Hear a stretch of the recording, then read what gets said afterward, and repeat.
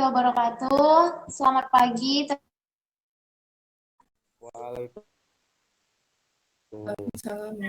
Ini kami dari kelompok 8 hasil makalah kami yang berjudul tentang psikologi forensik.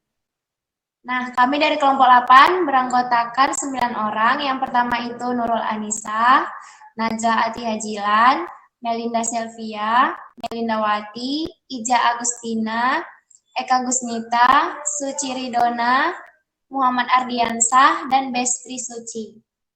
Nah, di sini apa-apa saja yang kami bahas. Yang pertama itu ada sejarah psikologi forensik, definisi psikologi forensik, masalah profesional, kegiatan utama pada psikologi forensik, contoh kasus, dan perspektif psikologi klinis. Nah, yang pertama untuk sejarah dan definisi psikologi forensik akan dijelaskan oleh Eka Gusnita. Kepada Eka dipersilahkan. Baik, terima kasih moderator. Saya akan menjelaskan tentang sejarah psikologi forensik. Pada tahun 1908, Hugo von Nussdorf menerbitkan bukunya di The Wissenstand. Meskipun nota ini demikian, psikologi memiliki pengaruh yang relatif, sedikit pengaruh hukum. Kemudian, di 1954, Mahkamah Agung akhirnya memperhatikan sosial ilmu di Bromley Board of Education diserga kasus Tion. Kemudian di 1962, Hakim Bazelon menulis untuk mayoritas di Pengadilan Banding Amerika Serikat untuk District of Columbia Circuit diadakan untuk pertama kalinya psikolog yang memiliki kualifikasi yang sesuai bisa bersaksi di pengadilan sebagai ahli gangguan jiwa. Terakhir, forensik psikolog akan muncul di tempat kejadian, bahkan meskipun psikiater menikmati hak istimewa pro memberikan kesaksian ahli selama bertahun-tahun. Kemudian, di tahun 1906, Freud dalam pidatonya kepada beberapa orang hakim di Austria mengklaim bahwa psikologi memiliki penerapan nyata kation untuk hukum. Belakangan, John Watson juga menegaskan hal itu hukum dan psikologi memiliki kepentingan yang sama. Kemudian pada tahun 1931, dalam pidatonya untuk tahun 1931, Lewis Terman mencatat bahwa kesalahan Munsterberg adalah melebih-lebihkan kepentingan kontribusi psikologi berdasarkan penelitian kemudian di tangan. Ia melanjutkan dengan menyarankan bahwa dalam terang kemajuan ilmiah yang signifikan, akhir psikologi untuk profesi hukum tidak bisa dilebih-lebihkan. Pada tahun 1930-an, psikologi terutama diterapkan pada kritik terhadap doktrin dan keputusan hukum. Kemudian, pada tahun 1950-an, psikologi terutama sibuk mencoba menjadi saksi ahli. Terakhir, pada tahun 1970-an dan 1980-an, sebagai konsultan tentang masalah-masalah yang berkaitan dengan perilaku. Catatan akhir, psikologi forensik telah sampai pada titik di mana terdapat spesialis dalam penelitian psikolegal. Banyak jurnal di bidang ini termasuk hukum dan perilaku manusia pidana. Selanjutnya saya akan menjelaskan tentang definisi psikologi forensik.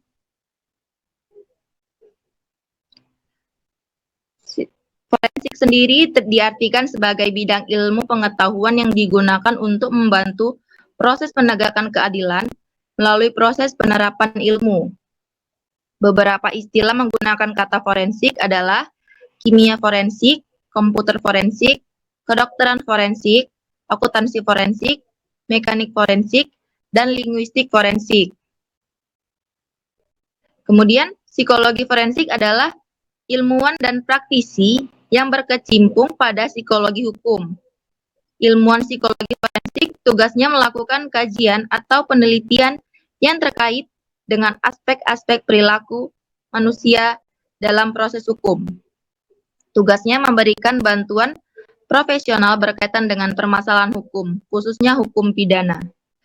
Itu saja yang bisa saya jelaskan tentang sejarah dan definisi psikologi forensik. Saya lanjutkan kepada moderator.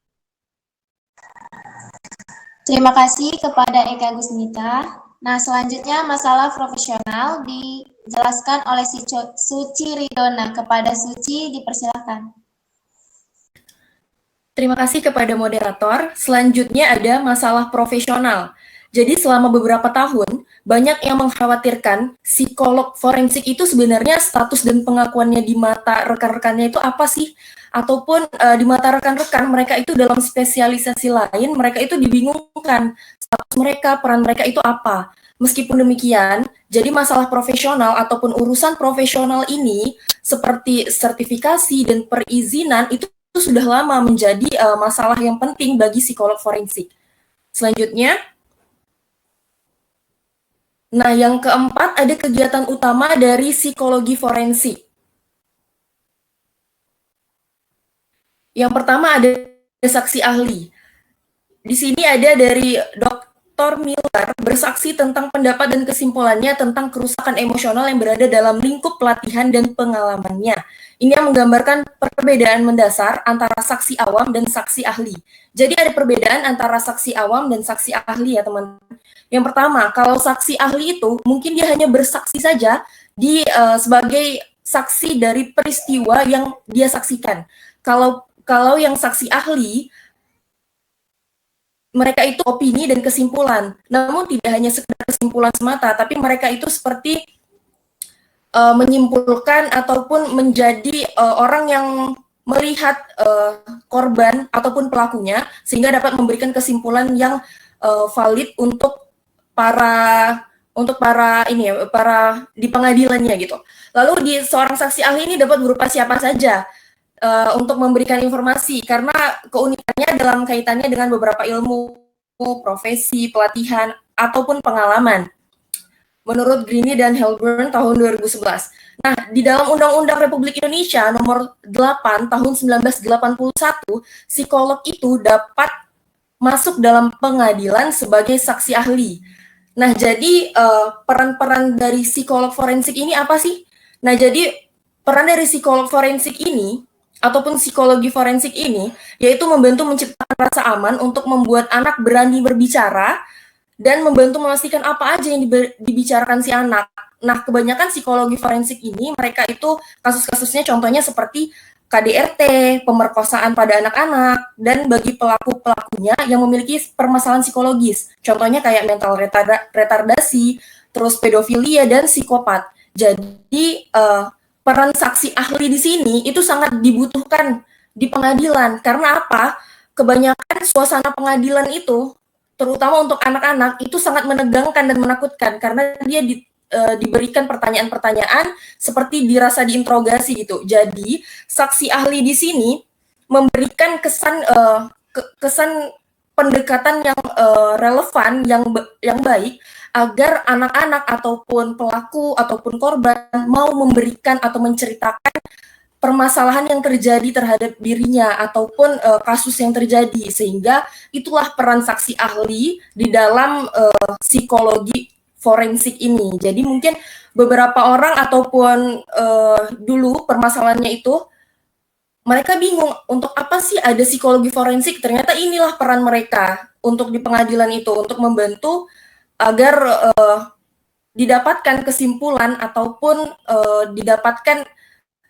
diketahui apa penyebab dan segala macamnya.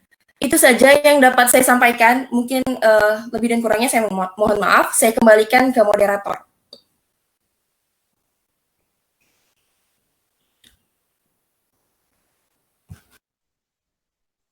Terima kasih kepada Suci. Nah, selanjutnya kasus-kasus kriminal yang dijelaskan oleh Melinda Sylvia. Kepada Melinda dipersilakan.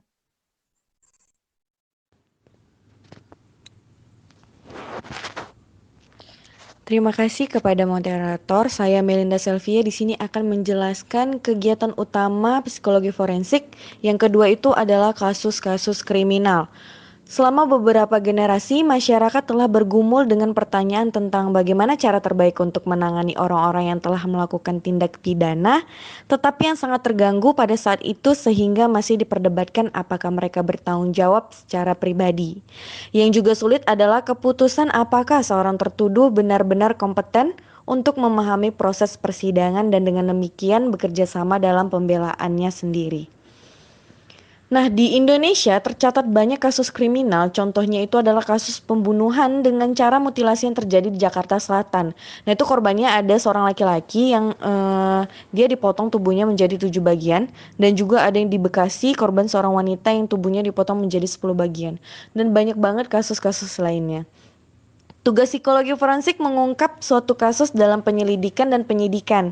Itu tidak dapat dipisahkan. Jadi berkait dengan kasus mutilasi tersebut, dapat kita identifikasi pelakunya, apakah mengidap kelainan kepribadian atau psikopat atau tidak. Juga memberikan gambaran tentang profil pelaku kejahatan sadis yang terjadi. Adapun tugas psikologi forensik di dalam penyidikan itu mengetahui kondisi psikologis tersangka melalui proses asesmen mental tersangka, yaitu mendeteksi ada tidaknya keterbatasan intelektual terdakwa. Psikolog mendeteksi kondisi intelektualitas tersangka tindak pidana dalam rangka memperlancar proses penyidikan kepolisian. Banyak lagi kasus seperti kasus ibu bunuh anak di Kediri. Nah, itu ibunya itu seorang yang mengalami gangguan kejiwaan dan anaknya itu anak berkebutuhan khusus. Nah, psikologi forensik juga dapat membantu polisi dengan melakukan asesmen guna memberikan gambaran tentang kondisi mental pelaku. Seorang psikolog dapat menyusun otopsi psikologis berdasarkan sumber bukti tidak langsung, yaitu catatan yang ditinggalkan, data yang diperoleh dari teman, keluarga, korban, atau teman kerja. Banyak sekali ya kasus mengenai pembunuhan dengan pelaku sebagai seorang yang mengalami gangguan kejiwaan. Nah, tentu saja ini membuat masyarakat resah. Kenapa? Pasalnya mereka yang mengalami gangguan kejiwaan itu membutuhkan perawatan medis dengan perlindungan sebagai pasien. Tapi di sisi lain mereka juga merupakan pelaku tindak kejahatan yang bahkan memakan korban nyawa yang seharusnya dikenakan sanksi pidana atas kejahatannya. Hal ini tentu saja menjadi sorotan khususnya untuk kepolisian bagian psikologi forensik. Karena di Indonesia undang-undang mengenai pelaku tindak kejahatan itu masih belum dengan gangguan jiwa itu masih belum jelas.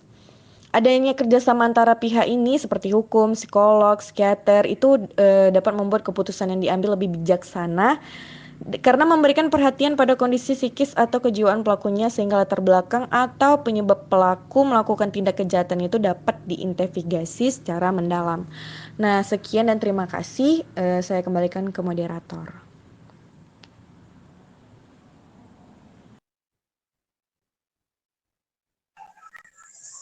Terima kasih kepada Melinda Selvia. Selanjutnya akan dijelaskan oleh Ardiansa. Kepada Ardiansa dipersilakan. Terima kasih moderator.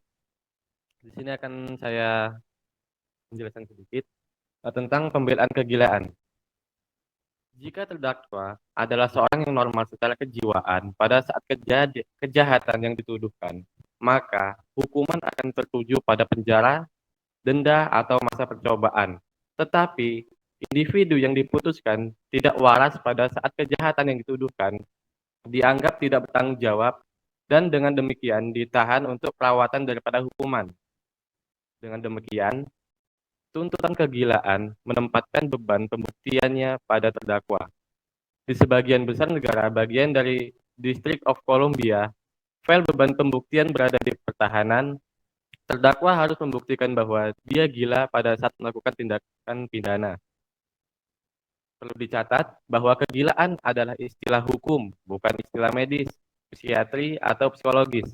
Sistem hukum mengasumsikan bahwa orang membuat pilihan yang terencana dan rasional.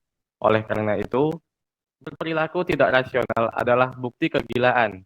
Tetapi kebanyakan psikolog tidak akan setuju bahwa semua perilaku normal dipilih secara rasional. Terima kasih, saya kembalikan ke moderator. Terima kasih kepada Ardiansah. Nah, selanjutnya kasus perdata dijelaskan oleh Najla. Kepada Najla dipersilakan. Baik, sebelumnya saya ucapkan terima kasih kepada moderator dan saya akan melanjutkan sedikit tentang kasus perdata dan hak pasien. Jadi, kasus perdata itu sejumlah besar masalah perdata menarik perhatian psikologi forensik menjalankan keseluruhan dari litigasi mereka dagang hingga gugatan class action. Dua bidang yang sangat penting bagi psikologi klinis adalah eh, komitmen dan pembebasan dari institusi mental dan masalah rumah tangga seperti perselisihan hak asuh anak. Jadi, gugatan class action itu bisa disebut juga dengan gugatan masyarakat atau gugatan perwakilan kelompok. Jadi, gugatan class action ini sebuah metode pengajuan gugatan dalam hukum perdata dan gugatan ini diajukan oleh seorang individu atau sekelompok orang yang jumlahnya banyak dan memiliki kepentingan hukum yang sama. Dan selanjutnya itu saya akan menjelaskan tentang hak pasien. Hak pasien, hak-hak pasien. Hak pasien jiwa yang dirawat di rumah sakit semakin diteliti secara cermat. Dimulai pada awal tahun 1970-an, pengadilan telah menetapkan bahwa pasien yang dirawat di rumah sakit secara tidak sengaja memiliki hak konstitusional untuk pengobatan individual yang menawarkan mereka kesempatan yang realistis untuk menyembuhkan atau setidaknya perbaikan. Pengadilan kurang memperhatikan hak pasien sukarela karena diasumsikan mereka dapat meninggalkan rumah sakit jika mereka mau. Hak dan standar tambahan melibatkan lingkungan fisik atau ruang siang hari, toilet, ruang makan, dan lain-lain, pakaian pribadi dan kegiatan pribadi, atau kesempatan untuk latihan fisik, kesempatan keluar rumah secara teratur, atau kegiatan sosial. Jadi selain itu, pengadilan juga menetapkan kriterianya yaitu sebagai berikut. Jadi yang pertama itu ada kepentingan pemerintah harus didahulukan daripada kepentingan individual. Yang kedua itu tidak ada cara lain yang lebih lunak untuk mencapai kepentingan tersebut. Yang ketiga itu ada medikasi yang secara medis dan sesuai dengan maksud pengadilan memasukkannya ke rumah sakit. Misalnya memulihkan kompetensi dengan keuntungan yang lebih besar dari kerugian atau risikonya dan demi kepentingan medis terdakwa. Sekian, terima kasih. Saya kembalikan kepada moderator. Terima kasih kepada Najah. Nah, selanjutnya memprediksi bahaya akan dijelaskan oleh Ica Agustina. Kepada Ica, kami persilahkan. Terima kasih sebelumnya kepada moderator. Nah, di sini saya akan menjelaskan sedikit tentang memprediksi bahaya. Nah, sebenarnya seberapa akurat sih psikolog atau orang memprediksi bahaya? Nah, kenyataannya adalah bahwa untuk benar-benar melindungi dari individu-individu yang berbahaya, kita harus menangkap ikan dengan jaring yang sangat besar. Jaring yang akan menjerat banyak individu yang tidak akan pernah benar-benar melakukan tindakan kekerasan. Itu menurut Glove tahun 1998. Nah, semua ini mengarah pada kesimpulan bahwa memprediksi opsi hukuman kasus yang menimbulkan bahaya untuk kekerasan sangat sulit. Nah, jadi psikolog ini sebenarnya sulit untuk memprediksi bahaya. Tapi 90% psikolog akan tahu atau bisa memprediksi bahaya karena orang-orang yang mengidap gangguan jiwa. Nah, meskipun mungkin benar bahwa kita semua memiliki potensi untuk melakukan tindakan bahaya dengan kondisi yang tepat. Faktanya tetap bahwa kecuali seseorang sebelumnya telah berperilaku bahaya. Kemampuan untuk memprediksi perilaku tersebut secara akurat sangat terbatas. Nah, psikolog sendiri aja terbatas gitu untuk melakukan memprediksi bahaya, apalagi kita yang bukan psikolog atau tenaga ahli profesional. Nah, di sini tuh ada evaluasi psikolog. Apa aja sih yang bisa memprediksi bahaya? Nah, contohnya itu seperti memprediksi kekerasan seksual, pelecehan seksual, dan kekerasan di tempat kerja hingga pelanggar. Dan masih banyak lagi, itu hanya contoh kecilnya.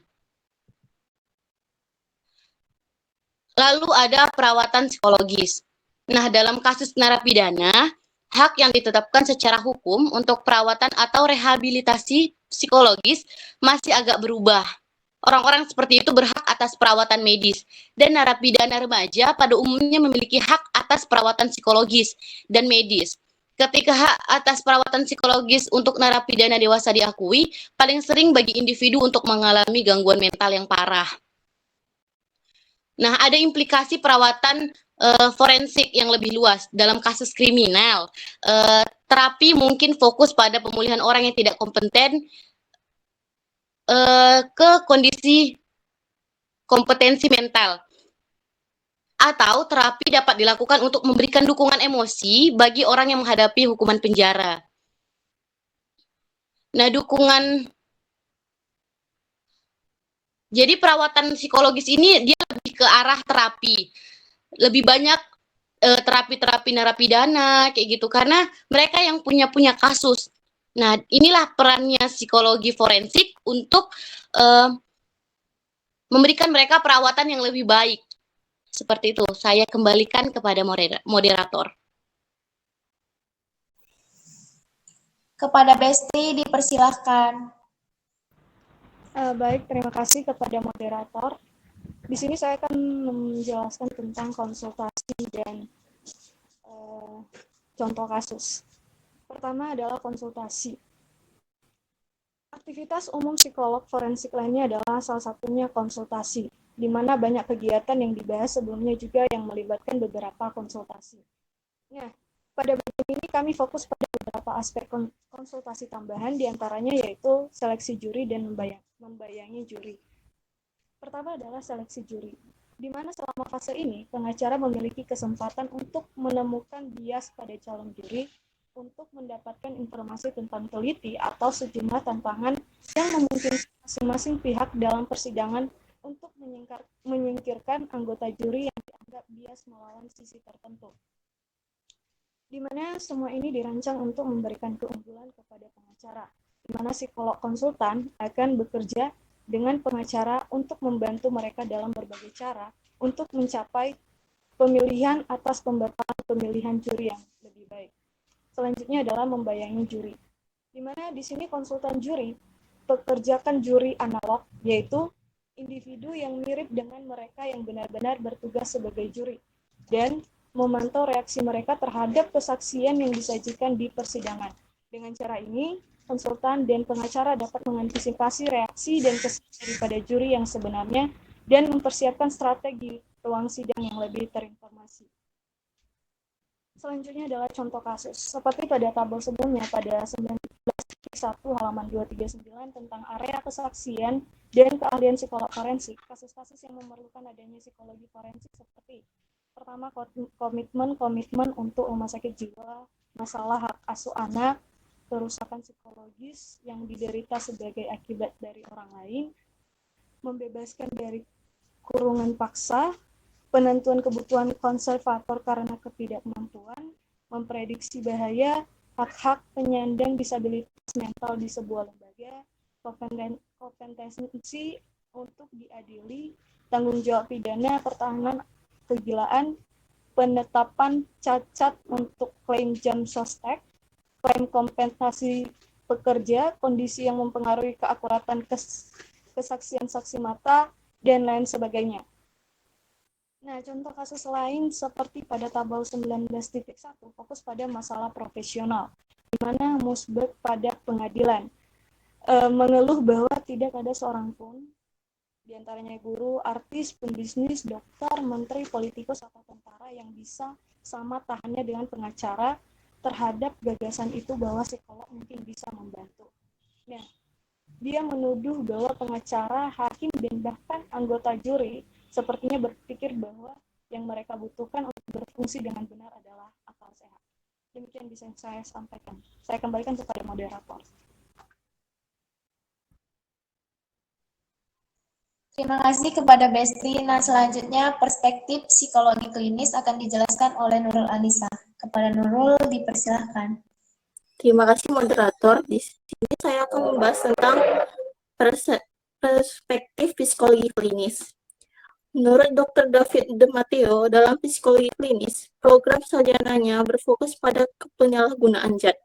Dalam melakukan hal terapan, ia melakukan penilaian kesehatan mental forensik baik remaja maupun orang dewasa yang terlibat dalam sistem peradilan pidana negara bagian dan federal.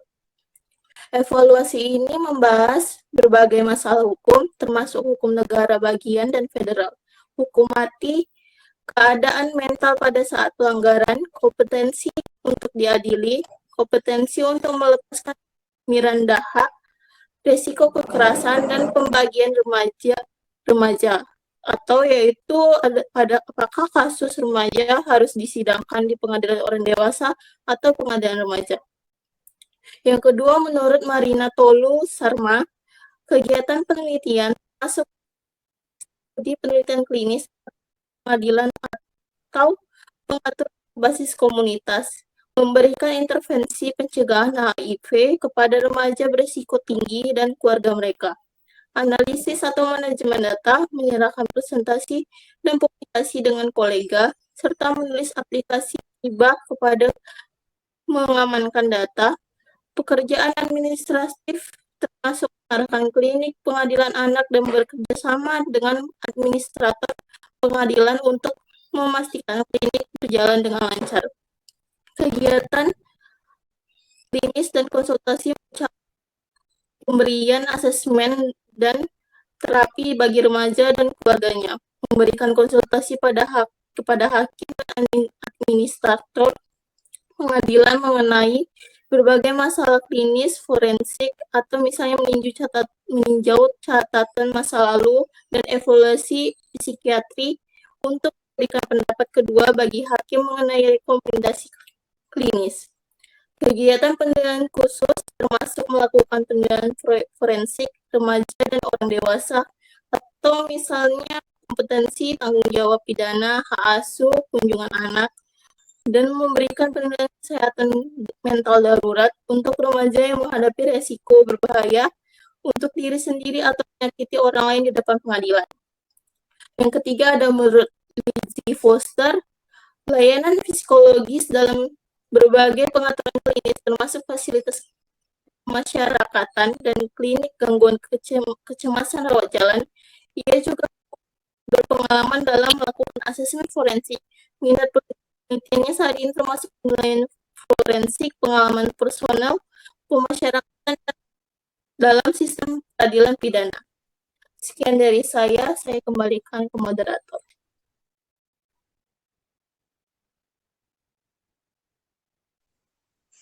Terima kasih kepada Nurul Anissa dan terima kasih kepada teman-teman semua. Nah, di sini kami dapat menarik kesimpulan. Yang pertama itu forensik berasal dari bahasa Latin yaitu forensis, yang artinya debat atau perdebatan.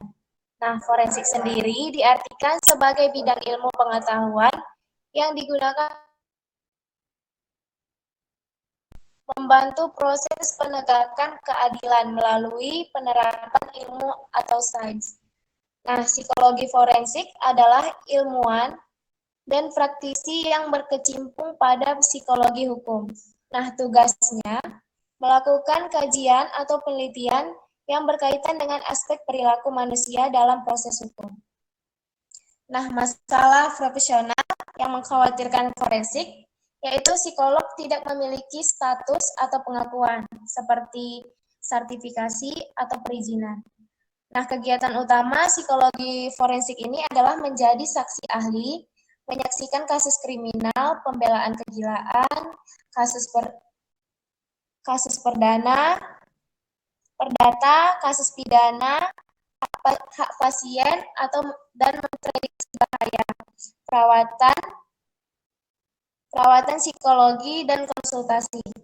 Nah, kasus-kasus yang memerlukan psikologi forensik ini biasanya seperti masalah hak asuh anak, masalah psikologis yang diakibatkan oleh seseorang, dan kelainan. Nah, ini contoh kecilnya. Nah, selanjutnya, saran yang dapat kami tarik dari seluruhnya yang tadi udah dijelasin. Nah, di sini kami menyadari bahwa jauh dari kata sempurna nih makalah yang kami buat. Kedepannya penulis akan lebih fokus dan detail dalam menjelaskan tentang makalah di atas dengan sumber-sumber yang lebih banyak, tentunya dapat dipertanggungjawabkan. Nah, saran yang dapat kami tarik yaitu untuk permasalahan ini lebih detail lagi dalam menjelaskan pokok pembahasannya. Yang kedua, gaya penulisannya harus lebih sederhana dan tetap berlandaskan KBBI agar lebih mudah dibaca dan dipahami. Nah, sekianlah hasil presentasi kami. Jika ada kata-kata salah, kami mohon maaf dari kelompok 8. Kami akhiri dengan wabillahi taufiq wal hidayah. Wassalamualaikum warahmatullahi wabarakatuh. Waalaikumsalam warahmatullahi wabarakatuh. Terima kasih.